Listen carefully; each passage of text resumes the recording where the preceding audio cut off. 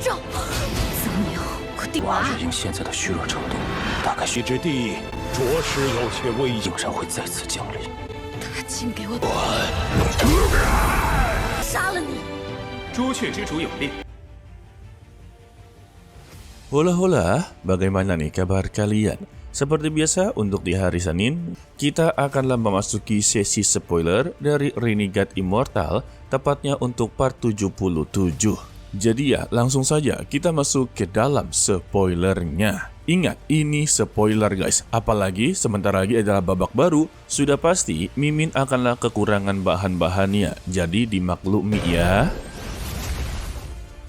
Setelah pertarungan melawan siklus surga, Wang Lin kembali ke rumahnya dan segera memisahkan diri aslinya kembali untuklah berkultivasi dengan menggunakan beberapa pil. Wang Lin menjadi lebih serius untuklah mengobati luka-lukanya dan memiliki kekuatan lebih untuklah melawan tangan raksasa pada 19 tahun masa yang akan datang. Yang dimana itu adalah sebuah perjanjian, utusan surga akanlah datang kembali untuk mengambil jiwa baru lahir milik dari Li Muan. Di saat itulah tubuh aslinya kembali masuk ke dalam bumi untuklah berkultivasi, dan Wang Lin mengirim sebuah pesan melalui batu giok, lalu mulai menyembuhkan luka-lukanya. 6 bulan pun telah berlalu, di rumah Zhou tua di desa Apricot, ada seorang bayi perempuan bernama Zhou Ru terlahir. Namun, untuk kondisi tubuhnya benar-benar begitu sangatlah memprihatinkan. Untungnya saja untuk Zhou Ru ini telah terlahir dengan nama keluarga Zhou, yang dimana untuk keluarga Zhou ini cukuplah dikenal dan memiliki sumber daya. Maka kondisi tubuhnya yang lemah bisa untuklah ditangani. Di sisi lain, di dalam gua terlihatlah Tie Yan yang mendapatkan tugas dari Wang Lin, yang dimana mereka diperintahkan untuklah mengawasi perkembangan dari tubuhnya Zhou Ru. Dan ketika 1 tahun telah berlalu, Tie Yan dan juga Lu Fei langsunglah memberikan laporan kepada Wang Lin.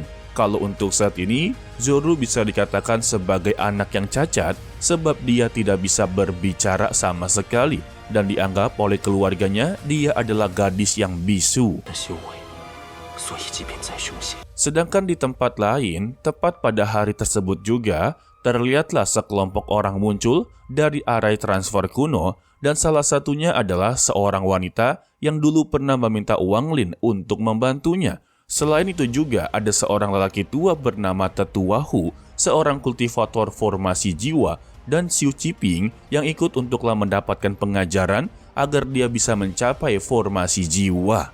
Tetua Hu juga berkata kalau sudah lama dia tidaklah datang ke negara Chu lagi. Mendengar itu ya, Su Luo memberitahu perubahan yang terjadi pada negara Chu, terutama untuklah sekte awan yang memiliki perubahan begitu drastis. Mendengar tentang sekte Yuntian atau sekte awan, Tetua Hu meminta kepada mereka untuklah berkunjung ke sekte tersebut untuk mendapatkan beberapa pil setelah keluar dari makam abadi. Lalu mereka pun langsunglah pergi dari sana. Tak lama setelah pergi terlihatlah sebuah pilar cahaya muncul, yang biasanya hal tersebut terjadi jika ada utusan dari negara kultivasi atas datang, dan terlihatlah seorang pemuda yang bernama Feng Yusan yang ternyata dia merupakan dari negara Suzaku, membuat mereka semua terkejut-kejut serta bertanya-tanya apa yang dilakukan orang-orang Suzaku di mari. Lalu Feng Yusan menghampiri mereka semua dan bertanya tujuan mereka apa di sini. Lantas untuk Gong Sun langsunglah menjawabnya kalau mereka akanlah memasuki makam abadi. Mendengar itu Feng Yusan sedikitlah merenung, lalu melambaikan tangannya ke arah mereka dan pergi begitu saja. Alhasil mereka pun langsung mengikutinya, dan mereka baru menyadari kalau tujuan mereka sama, membuat Tetua Hu berpikir apakah ada harta karun di makam abadi ini, karena sampai-sampai negara Suzaku juga mengutus seseorang untuklah memasuki makam abadi. Di saat itu juga ekspresi mereka semua terkejut karena melihat pemuda negara Suzaku ini merasakan tekanan yang begitu kuat dari dalam lembah. Feng Yusan segera mengecek batu gioknya. Dan singkatnya, mereka pun di dalam lembah dan melihat sebuah pagoda dan seseorang sedanglah duduk di sana. Yang tak lain adalah Wang Lin itu sendiri. Feng Yusan yang berjuang keras untuklah mendekatinya, dia langsunglah mengucapkan nama Wang Lin sebagai Cheng Niu. Mendengar semua itu, mereka pun menjadi begitu terkejut karena untuk nama dan status dari Zheng Niu ini sudahlah terkenal di luar sana. Dan untuk Tetua Hu meminta kepada Su Lo untuk membatalkan mengirim seseorang ke sini dengan cepat. Su Lo pun langsunglah menyetujuinya. Selain itu, Feng Yusan kembali berkata kalau dia datang untuklah membawakan surat tantangan dari Red Butterfly atau Hong Di. Namun, Wang Lin sama sekali tidak ada jawaban. Merasa diacuhkan, Feng Yusan cukuplah marah dan mencoba untuklah menyerangnya. Akan tetapi, terlihatlah dari atas langit ada sebuah tangan raksasa yang menyambar ke tubuhnya Feng Yusan. Kemudian terdengarlah suara yang menanyakan kapan tantangan itu akanlah dilakukan. Feng Yusan yang sudahlah ketar-ketir berkata, 3 bulan dari sekarang di Gunung Negara Suzaku di kuil surga bagian barat, Hong Di akanlah menunggu di sana. Wang Lin kembali bertanya lagi, bagaimana ia bisa mengetahui keberadaannya di sini? Sayangnya untuk Feng Yusan sama sekali tidak mengetahui, dia hanya menebak dan menebak saja. Beruntungnya saja ucapan tersebut adalah ucapan jujur yang membuat Wang Lin langsunglah melepaskan cengkeramannya dan membalas pesan dari Red Butterfly. Dia meminta kepada Feng Yusan, dengarkanlah baik-baik pesannya. Jika memang inginlah bertempur dengan dirinya, maka tunggulah 10 tahun lagi. Setelahnya, Feng Yusan pun langsunglah pergi dari sana. Setelahnya, Wang Lin langsunglah menyambut Tetua Hu serta lainnya untuk masuk. Tetua Hu yang telah menyadari siapa Zheng Niu ini, dia pun langsunglah tertawa-tawa dan berjalan masuk diikuti oleh yang lain. Setelah berada di dalam, Wang Lin memperhatikan satu persatu dari mereka dan melihat ada seorang gadis yang dulu pernah meminta bantuan kepada dirinya, yaitu untuklah menyelamatkan ayahnya, membuat dia yakin kalau tujuan mereka saat ini adalah makam abadi. Dan saat ini mereka pun salinglah bertukar cerita, hingga Wang Lin bertanya tentang alasan mereka untuklah pergi ke makam abadi. Tetua Hu meminta kepada Jixin untuklah menjelaskan kalau di makam abadi terdapat sebuah pohon reinkarnasi dan dia memiliki peta yang akan membawa mereka ke sana.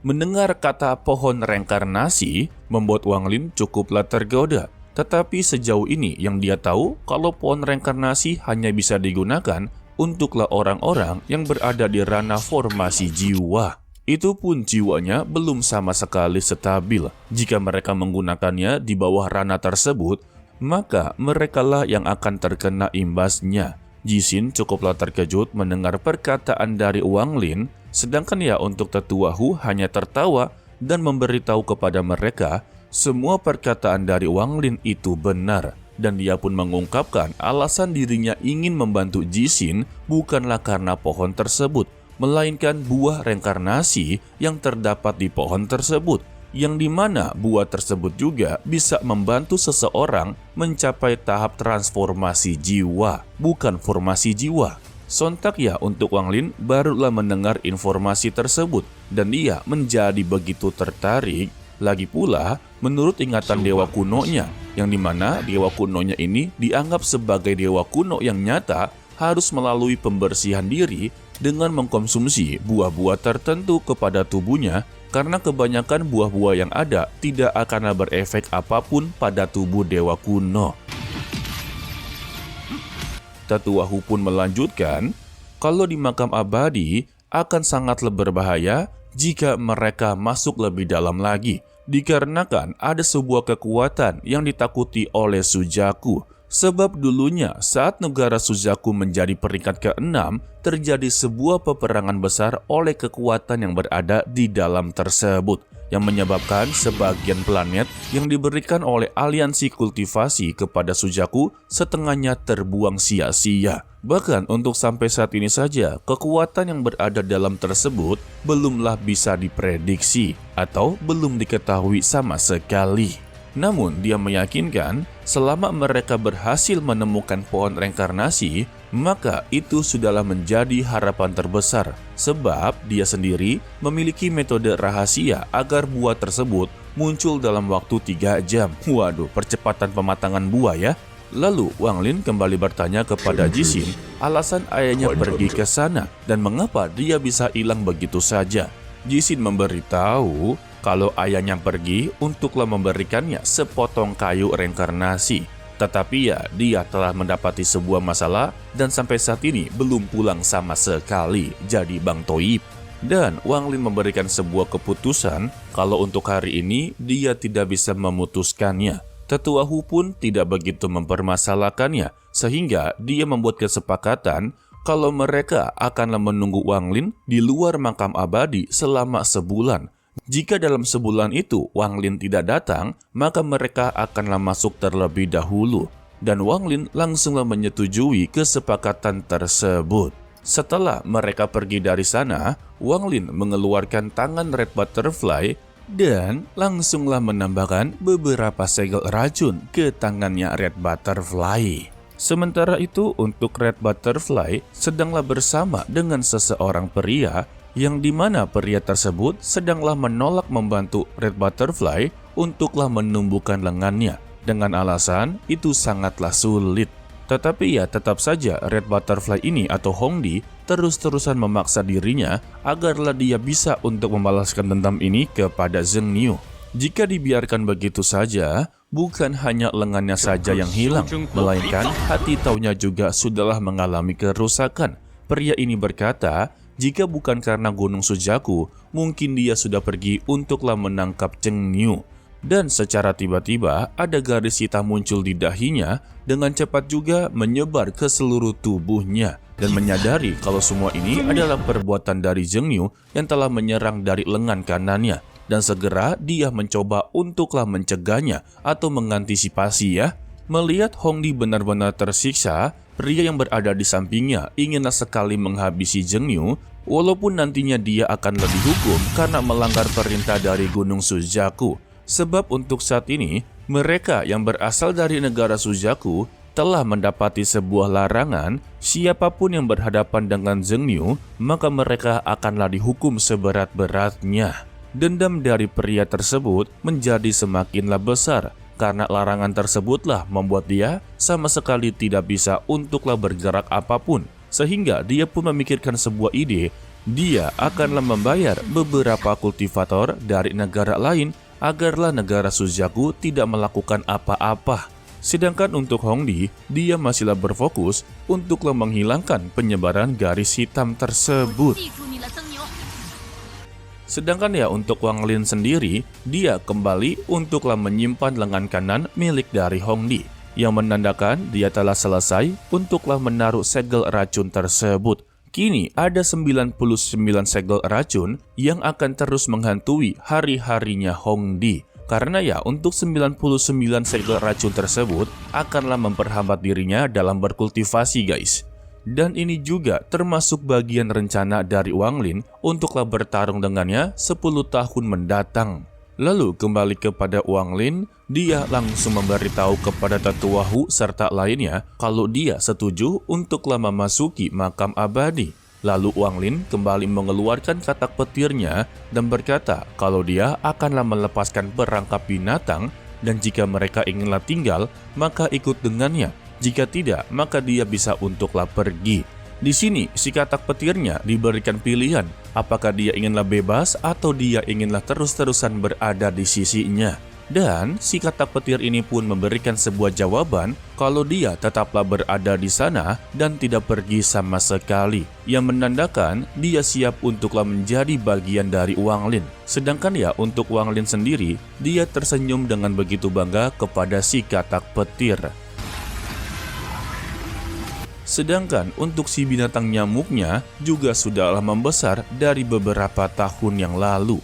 Lalu mereka pun bersiap-siap untuklah pergi memasuki makam abadi. Tetapi sebelum mereka memasukinya, kita diperlihatkan sedikit ada seseorang yang sedanglah memantau mereka semua, di mana pria ini sedanglah memakai sebuah topeng. Yes, no more. Dan juga dirinya tidaklah terkendalikan. Dan kita bersambung untuklah spoiler kali ini. Bagi yang bertanya-tanya, kok kagak ada pertarungan, Min? Ya kagak ada. Di sini Wang Lin akanlah fokus untuk berlatih dan berlatih, barulah untuk melawan Hong Di. Intinya, untuk episode ke depan, sudah pasti banyak sekali yang namanya pelatihan dengan begitu keras. Atau sebut saja, ini adalah babak baru bagi Wang Lin untuklah menjadi lebih kuat lagi. Ingat, tujuan dia serta impian dia sudahlah mulai berubah, yaitu dia menjadi musuh utama untuklah pihak surga dan juga akanlah membangkitkan Limuan kembali. Itulah tujuan utamanya sekarang ini. Bukan lagi si Tunan dan juga kedua orang tuanya, tetapi untuk saat ini yaitu Limuan. Okelah, sepertinya cukup sampai di sini saja dulu untuklah video kali ini. Mimin ucapkan terima kasih kepada kalian yang telah menonton sampai akhir. Pesan dari Mimin, tetaplah menjadi orang yang baik, walaupun itu sangatlah sulit. To be continue, sampai jumpa di video berikutnya. Bye-bye. 他请给我杀了你！朱雀之主有令。